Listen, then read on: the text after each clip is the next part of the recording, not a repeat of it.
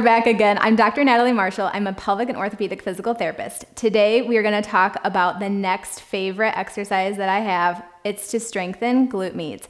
This one's super important for all of you active people out there.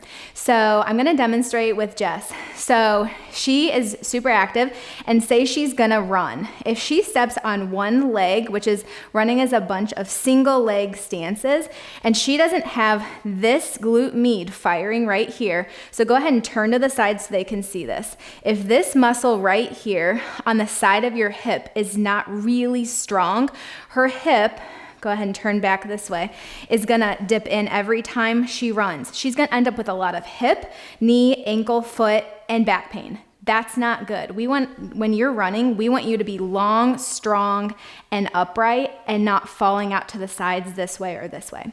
So Jess, I know you've done some videos on releasing this area.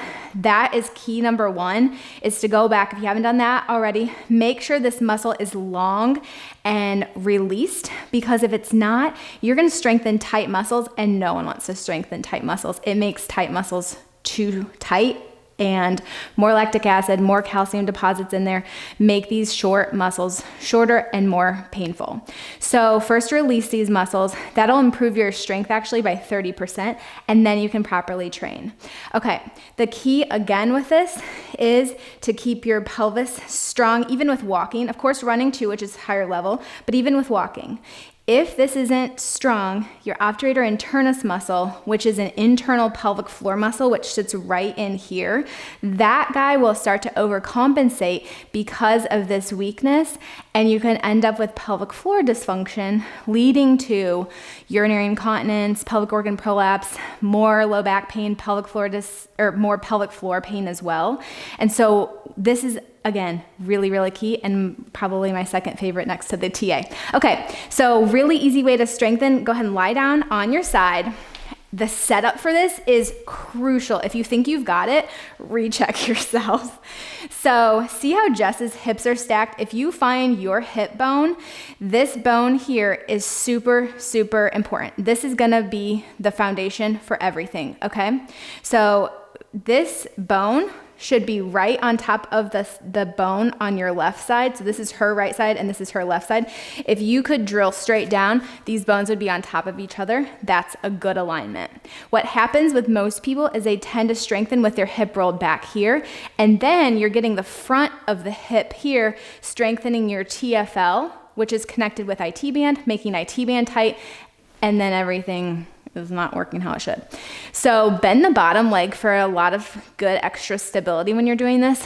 And then the top leg actually comes back here. So put your hand on the top of your hip and see how Jess did this claw-like maneuver with her hand. This is how she's finding her glute med with her thumb. So she can feel it turn on into her thumb when she lifts her leg up. If her leg was too far forward here, she wouldn't feel that muscle turn on. She'd actually feel this tighter in the front here. So make sure you get your leg nice and back and lift it up. But if you lift it too high, you're getting it into the spine or the back and can create more pain. So just go through and work in this small range here. So you can play around with it too by flexing your foot and seeing how that feels versus pointing your foot and seeing which one feels better to you. I think pointing it. Yeah, everyone's different. So for her, it's pointing. Now you can work this muscle by doing these long, nice levers. You can also do quick little movements too to get the quick muscle fibers, the fast twitch muscle fibers to turn on too as well.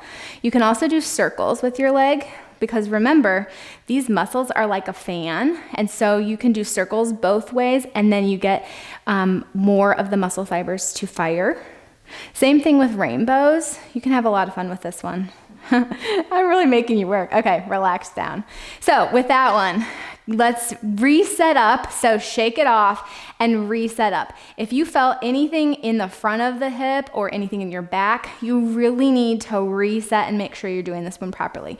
Use that TA from the first video that we did so that you fire both at the same time. You're firing the TA, the deepest core layer that wraps around your pelvis, and then the glute med at the same time. Now go ahead and hold this muscle up here. I'm gonna push on your ankle.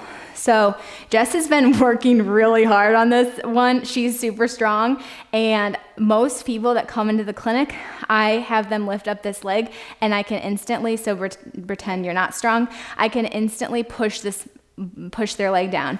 When you get this muscle firing how it's supposed to, you shouldn't be able to let me push you down at all. I mean, I could put my entire weight into it and I can't push her down. That means she's strong and she's really worked on this.